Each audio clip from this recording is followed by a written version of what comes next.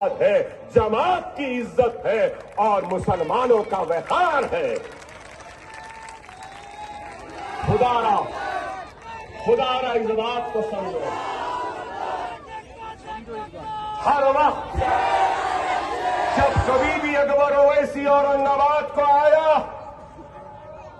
इत्तेहाद का ये college, hospital management college, college of physiotherapy, college of nursing, college of BSc in allied, दो दवाखाने, college of architecture, ये तालीमी मैदान में ये काम, दो दवाखाने सेहत के मैदान में। और फिर आपको सुन के हैरत होगी कि मजलिस इत्तेहाद अल मुस्लिमीन के 9 कोऑपरेटिव बैंक्स हैं, 9 ब्रांचेस हैं दारुस्सलाम कोऑपरेटिव बैंक के, 700 करोड़ के फिक्स डिपॉजिट्स हैं और उस अमानत के जरिए कई लोगों को रोजी रोटी का इंतजाम किया जाता है। तो घर बनाने के लिए कर्ज दिया जाता है, तो तालीमी कर्ज भी दिया जाता है, छोटे से कारोबार करने के लिए भी कर्ज दिए जाते हैं। ये काम है, हमने काम किया और काम के जरिए हम आगे बढ़ते गए और आज भी हम सिर्फ तकारीर नहीं बल्कि अमली तौर पर काम करने के लिए आए हैं। जो लोग नाकाम हो चुके वो लोग आज मजलिस पे तनकीद करते हैं, जिन्होंने कुछ नहीं किया वो तनकीद करते हैं। सिर्फ वोट बैंक की तरह हमारा इस्तेमाल किया, हमारे वोट लिए, इख्तिदार को हासिल किया और हमको भुला दिया। मजलिस इत्तेहाद अल मुस्लिमीन आपको भुलाने वाले नहीं हैं या उस आवाम को कभी नहीं भुलाती जिस आवाम ने मजलिस इत्तेहाद अल मुस्लिमीन को ताकत बख्शी। अगर मैं आज आपके दरमियान में आके खड़ा हूं, आपसे मुखातिब हूं और अगर मुझ में खिताबत करने का अगर हुनर है या सलाहियत है तो अल्लाह उसके रसूल की कसम ये मजलिस इत्तेहाद अल मुस्लिमीन और आप जैसे जियाले हमदर्द मोहसिन मुसलमानों की देन है कि हम में यह काबिलियत आई है। जमात नहीं, आप नहीं, आपकी दुआएं नहीं, आपका इत्तेहाद नहीं, आपकी वाबस्तगी नहीं, तो हम कुछ नहीं। मेरे खिताब से पहले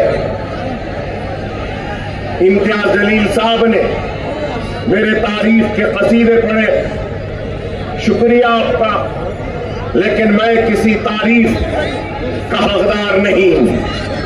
मैं नहीं जब तक कि ये नहीं।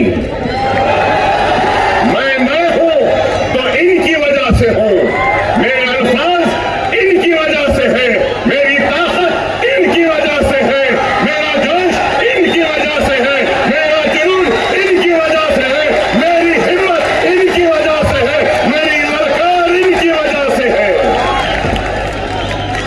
अगर ये नहीं तो मैं नहीं, मेरी जमात नहीं तो हम सब कुछ नहीं। खुदा ना इस बात को समझो, हम जो कुछ भी है जमात से है, जितना भी है जो भी है जमात से है और जमात रोज़े क़यामत तक कायम व दायम रहेगी। चाहे हम रहे या ना रहे, अल्लाह को प्यारे हो जाएंगे, जमीन की ग़िज़ा बन जाएंगे, लेकिन जमात कायम व दायम रहेगी। ये काम अल्लाह का काम है। अल्लाह का काम किसी का मोहताज नहीं रहता। अल्लाह जिससे चाहे उससे काम ले लेता है। ये तो अल्लाह का शुक्र है कि अल्लाह सुब्हानहू व तआला हम जैसे गुनहगारों से काम ले रहा है, हम जैसे नाकारा लोगों से काम ले रहा है, हम जैसे बेकार लोगों से काम ले रहा है, हम जैसे लोग जो गलतियों का पहाड़ है, अल्लाह हमसे काम ले रहा है। अल्लाह का काम हमारा मोहताज नहीं है, हम अल्लाह के मोहताज हैं। इस चीज को याद रखो। लोग आएंगे जाएंगे, जमात कायम व दायम रही। अल्लाह का काम किसी के लिए रुकने वाला नहीं, अल्लाह का काम किसी के लिए थमने वाला नहीं। अल्लाह जिससे चाहे उससे काम दे। खुदारा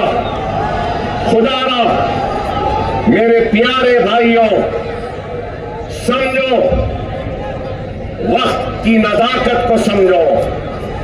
मैं तुम्हारे जोश की कदर करता हूं, मैं तुम्हारे जोश की कदर करता हूं, मैं तुम्हारे जुनून का एहतराम करता हूं, मैं तुम्हारे जज्बे को सलाम करता हूं, तुम्हारी मोहब्बत पे अपने आप को कुर्बान करता हूं। मगर खुदारा वो हम जिसके पास सिर्फ जोश है और होश का दामन उसके पास नहीं, वो हम नाकाम होती है। खुदारा अपने जोश पे काबू रखो। तुम मुझे सुनने आए हैं, मैं तुम्हें सुनाने आया हूं, लेकिन मैं अपने आवाज को तुम तक नहीं पहुंचा रहा हूं। मैं अपने दर्दमंद मुस्लिम भाइयों के दर्द को तुम्हारे साथ बांटने आया हूं। खुदारा सब्र का मुजाहरा करो, सब्र के दामन को छूटने न दो, होश के दामन को हाथ से फिसलने न दो, जोश को मुर्दा होने न दो। वो हम जिसके पास सिर्फ जोश है, वो हम कामयाब नहीं होती। वो हम जिसके पास सिर्फ होश है, वो हम भी कामयाब नहीं होती। वही हम कामयाब होती है जिसके पास जोश भी होता है, और जोश को मंजिल मकसूद तक पहुंचाने के लिए होश भी होना चाहिए। जोश और होश की हो। खोने का गम मुझे भी है, लेकिन मुझे यकीन है खोने का गम औरंगाबाद की आवाम को ज्यादा है।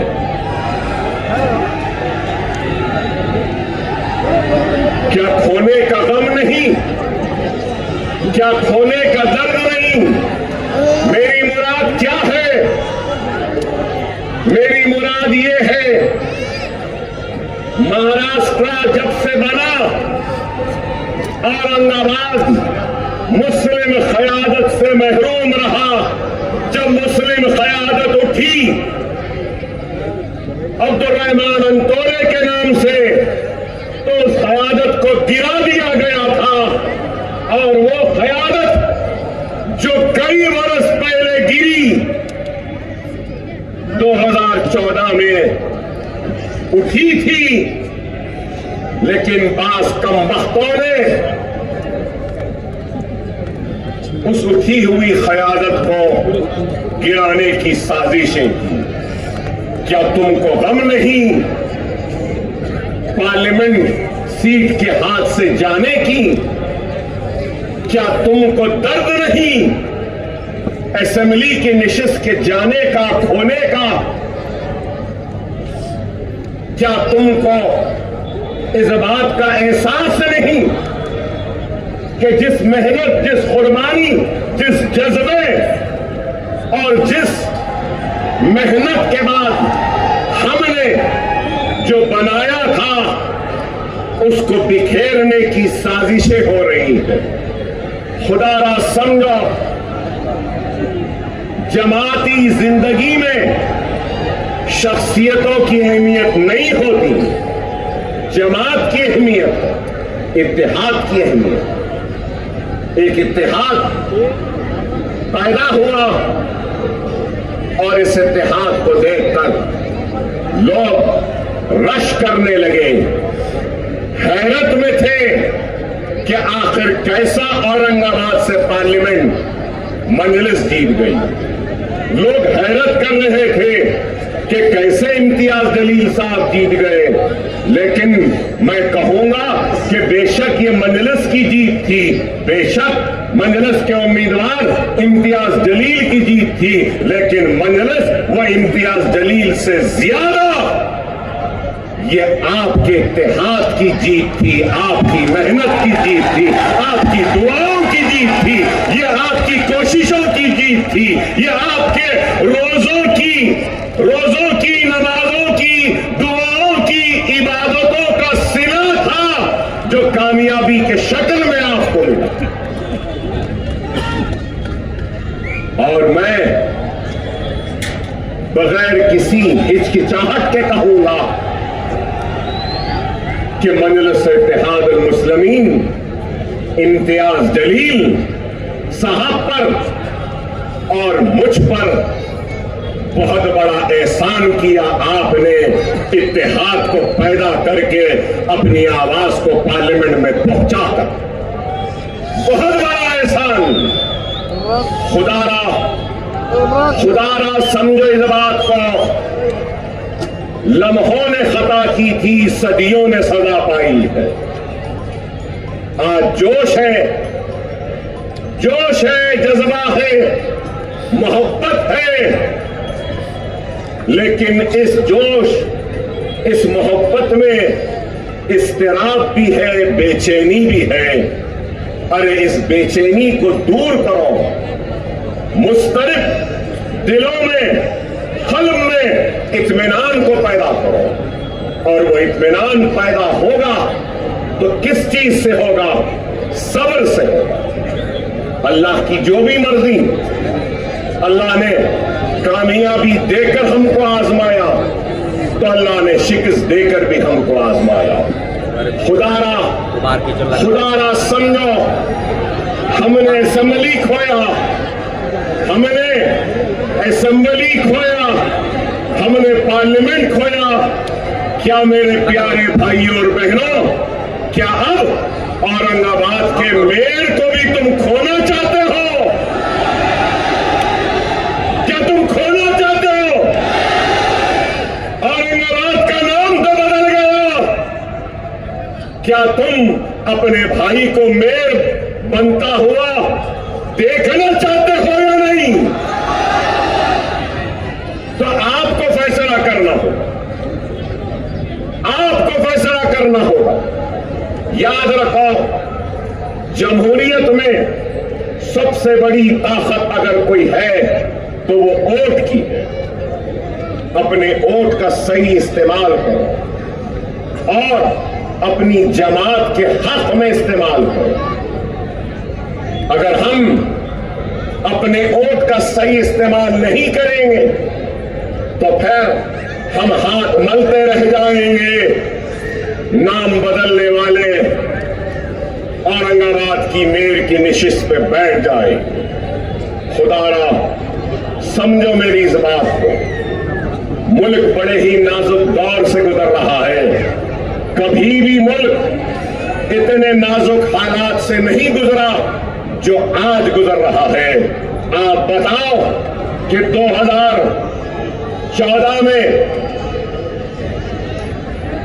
भारतीय जनता पार्टी के इख्तियार में आने के बाद से, नरेंद्र मोदी के वजीर आजम बनने के बाद से क्या वाकयात हुए? मजलूम कौन है, जालिम कौन है, ये मैं आपके दिलो दिमाग से सवाल करने आया हूं। क्या लव जिहाद के नाम पर मारा गया? क्या तुम भूल गए? घर वापसी के नाम पर पीटा गया? क्या भूल गए मॉब लिंचिंग के नाम पर बाजारों में हमको लोच लिया गया, मारा गया? क्या भूल गए हिजाब के नाम पर हमारे बच्चियों को कॉलेज जाने से रोक दिया गया? क्या तुम भूल गए बीफ के नाम पर मारा गया? क्या तुम भूल गए दाढ़ी के नाम पे मारा गया? क्या तुम भूल गए टोपी के नाम पे मारा गया? क्या तुम भूल गए कुर्ते पैजामे के नाम पे मारा गया? क्या तुम भूल गए मुसलमान कह के मारा गया? क्या तुम भूल गए ट्रेन में हमारी दाढ़ी थी, गोली मार दी गई? क्या तुम भूल गए मसाजिद को की अज़ान को बंद कराने की बात हुई? क्या तुम भूल गए शरीयत पे हमले होते गए? क्या तुम भूल गए तलाक़ सलासा का कानून आया? क्या तुम भूल गए तुम्हारी मसाजिदों को शहीद कर दिया गया? क्या तुम भूल गए बुलडोजरों के जरिए तुम्हारे मसाजिदों को गिरा रहे हैं? क्या तुम भूल गए बुलडोजर के जरिए तुम्हारे आबादियों को घरों को गिराया जा रहा है? क्या तुम भूल गए तुम्हारे मां बहन के हिजाब को पकड़कर खींचा जा रहा है? क्या तुमको दिखाई नहीं दे रहा है?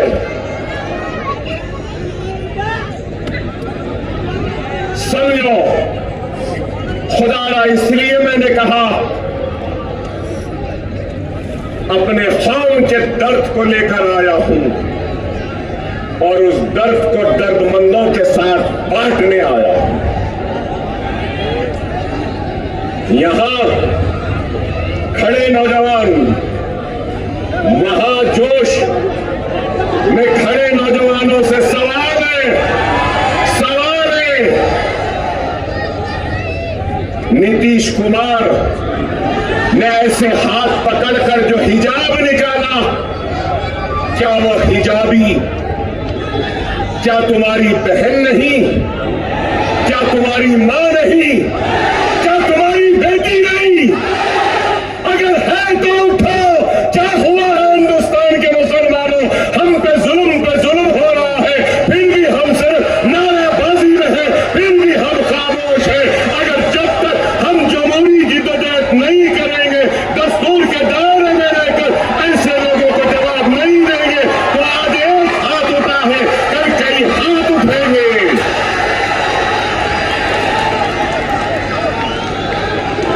क्या वो तुम्हारी मां नहीं? क्या वो बुलडोजरों की जद में आते हुए मसाजिद क्या तुम्हारे अल्लाह के घर नहीं? क्या वो बुलडोजरों के जरिए गिराए जाने वाले घर क्या तुम्हारे भाई बहन के घर नहीं? वो जेलों में बरसों से सड़ रहा नौजवान क्या तुम्हारा भाई नहीं? सोचो, खुदारा समझो। अरे मैं दर्द लेकर आया हूं, एक फिक्र लेकर आया हूं। आखिर कब बेदार होगे? कब बेदार होगे? दुनिया का कानून होता है, जिस पे जुल्म होता है वो मजलूम कौम मुत्तहिद होती है। लेकिन बताओ, मसाजिदों की शहादत क्या तुम्हारे ऊपर जुल्म नहीं?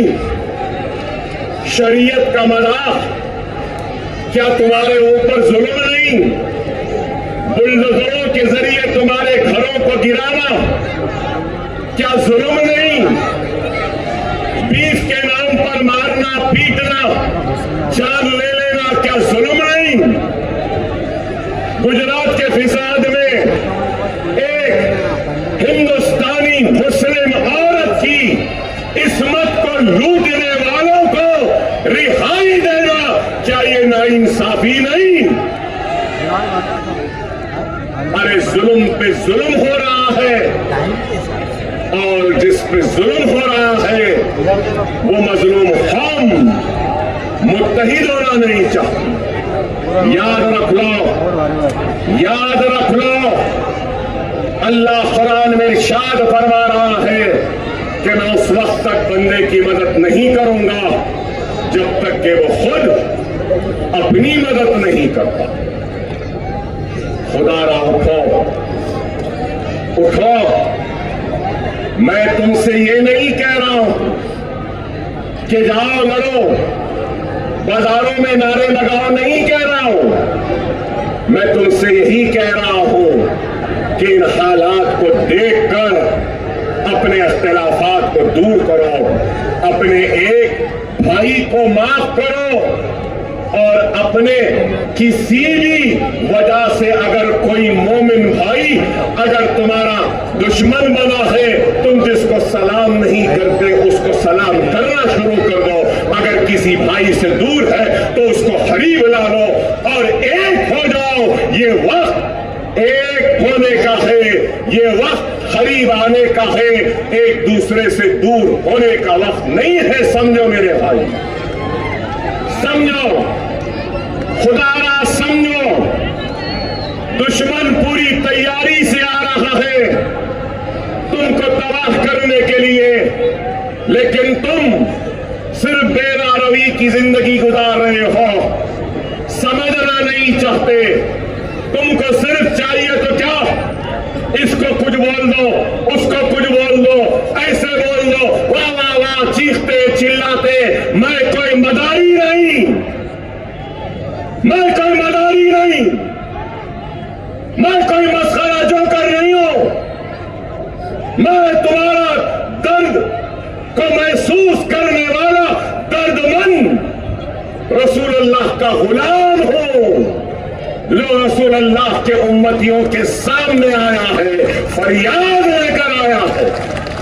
खुदा समझो, अगर अभी भी नहीं समझोगे तो मिट जाओगे, तुम्हारी दास्तान तक न रहेगी दास्तानों में।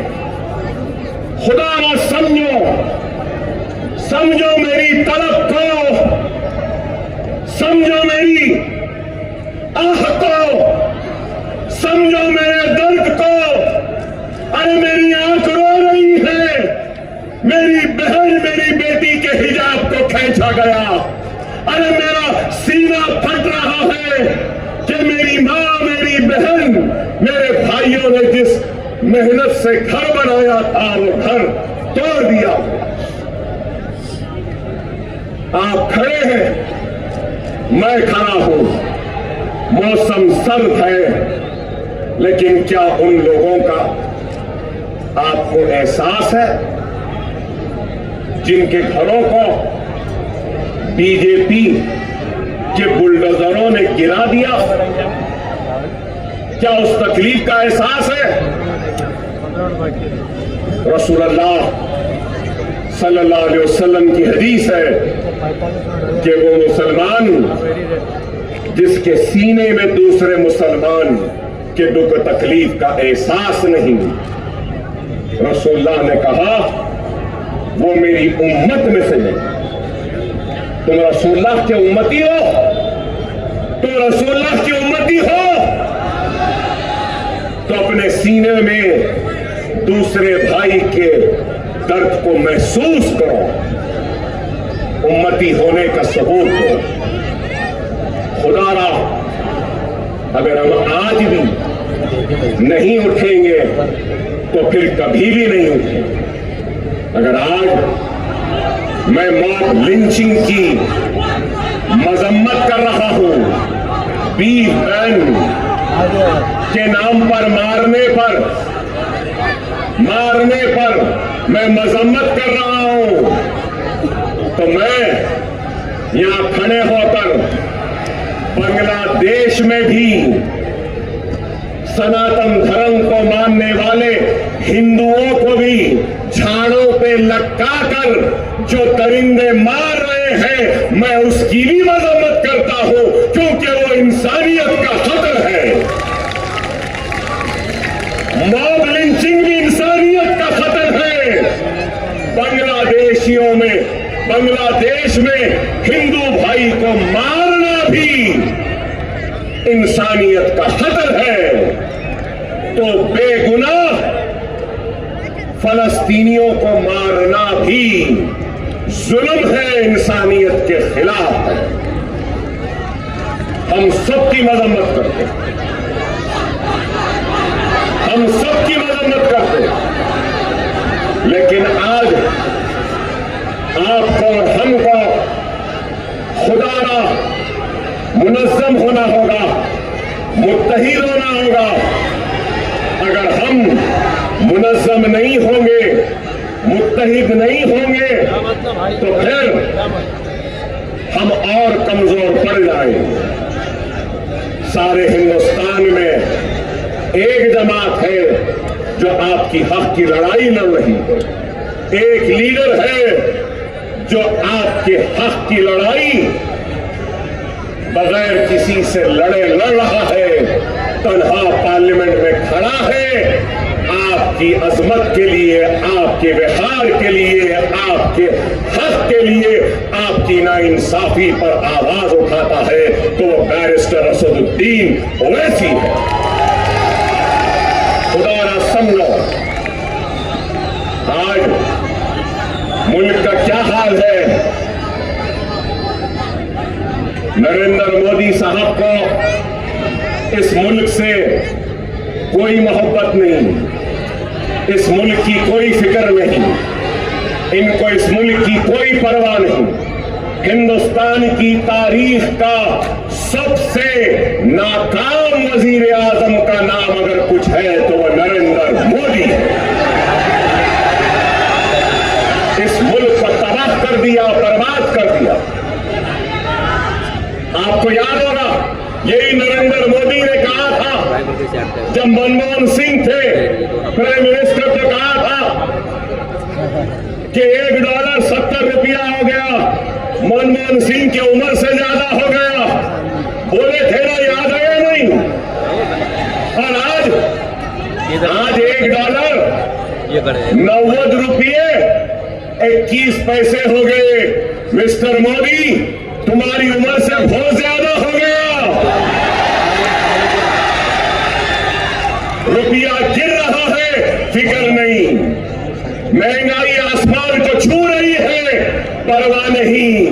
मुल्क में बेरोजगारी बढ़ रही है, कोई फिक्र नहीं। फॉरेन एक्सचेंज रिजर्व हमारे कम हो रहे हैं, परवाह नहीं।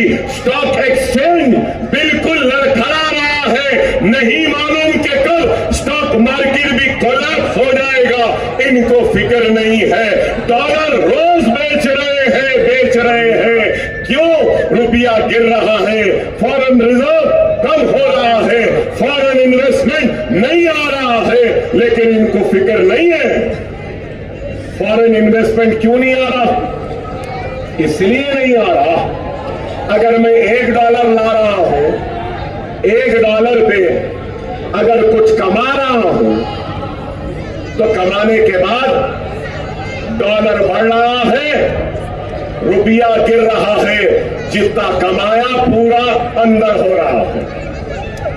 तो इन्वेस्टर्स नहीं है, लेकिन इनको इस मुल्क की फिक्र नहीं है। शौचालय बोले, क्या शौचालय बने? 15 लाख बोले, क्या 15 लाख आए? सिर्फ धोखा। क्या बोले? मुझे याद है क्या बोले। 15 लाख आएंगे बोले, नहीं आए। कभी बोले वो नाले में से पाइप डाल के गैस निकाल सकते हैं, कभी प्लास्टिक सर्जरी। अरे क्या नहीं बोले। और ये भी बोले मैं गरीब का बच्चा हूं, गरीब के घर से आया हूं, मैं चाय बेचता था, रेल की पटरियों के पास चाय की बंडी थी, चाय की केतली थी। लोग कभी कड़क चाय पूछते थे, कभी नरम चाय पूछते थे, कभी ऐसी चाय वैसी चाय, चाय की केतली, चाय का पानी, चाय का चूल्हा, गरम चाय। अरे आप जो भी थे आज हमारे वजीर आजम है। वजीर आजम बनिए, फिर क्या बने? मैं तो फकीर हूं, झोला वहां लेके चले जाओ, ये भी बोलो। अरे ऐसा फकीर मैंने नहीं देखा। एक फकीर था बादशाह हो गया, एक बादशाह था फकीर हो गया, लेकिन उस फकीर की फकीरी में भी बादशाहत थी। अफसोस के इस बादशाह के हर अमल में सिर्फ और सिर्फ यही है खुदारा। अरे मैं पूछना चाहता हूं मोदी भक्तों से, आपसे नहीं, मोदी भक्तों से। मोदी का बहुत बड़ा भक्त है ना शिंदे, मोदी का बहुत बड़ा भक्त है फडणवीस। मैं पूछना चाहता हूं मोदी के भक्तों से, आप करप्शन को खत्म करेंगे बोले, मोदी साहब बोले कोई ना खाऊंगा ना खाने दूंगा। कोई नहीं पूछ रहे, इम्तियाज जलील साहब आप पूछना था 6,500 करोड़ इलेक्टोरल बॉन्ड से कैसे आए, देने वालों ने क्यों दिया? क्या ये करप्शन नहीं है? क्या आपको कोई एक पैसा दिए, मजलिस को कोई दिए? मैं इतनी देर से पुकार रहा हूं, आपकी मोहब्बत मिल रही है, आपका जोश मिल रहा है, आपके नारे मिल रहे हैं, आपका जज्बा मिल रहा है, जो अल्हम्दुलिल्लाह पैसे से बढ़ के है। अरे अगर कोई पैसा दे रहा तो क्यों दे रहा?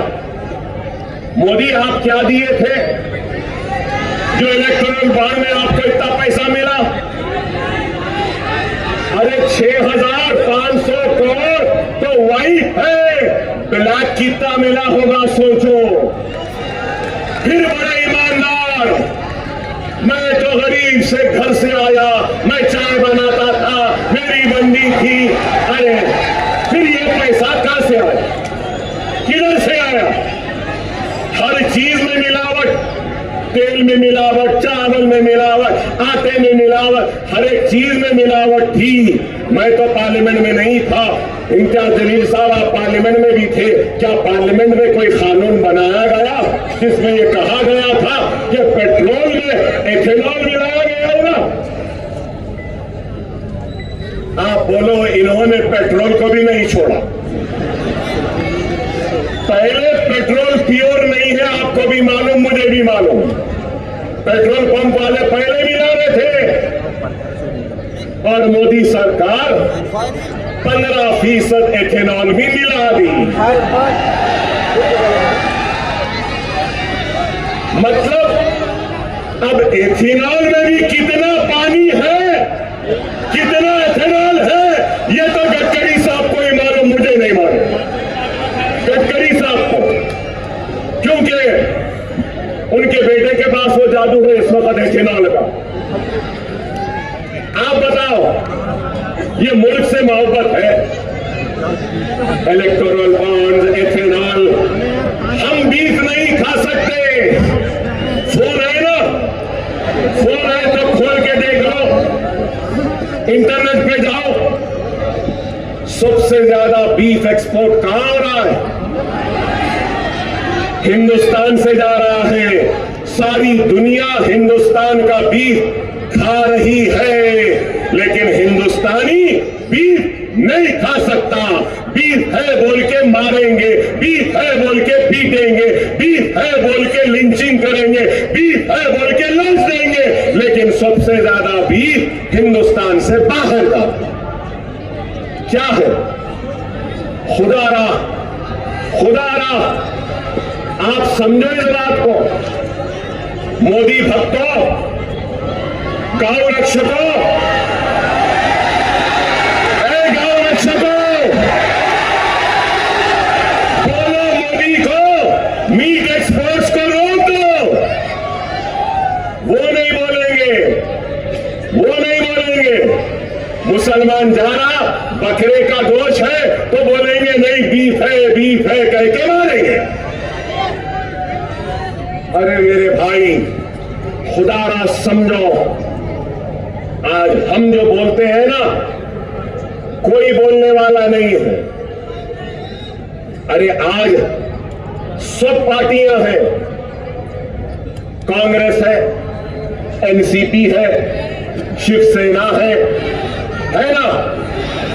शिवसेना टूट गई, एनसीपी टूट गई, ठाकरे टूट गए ना।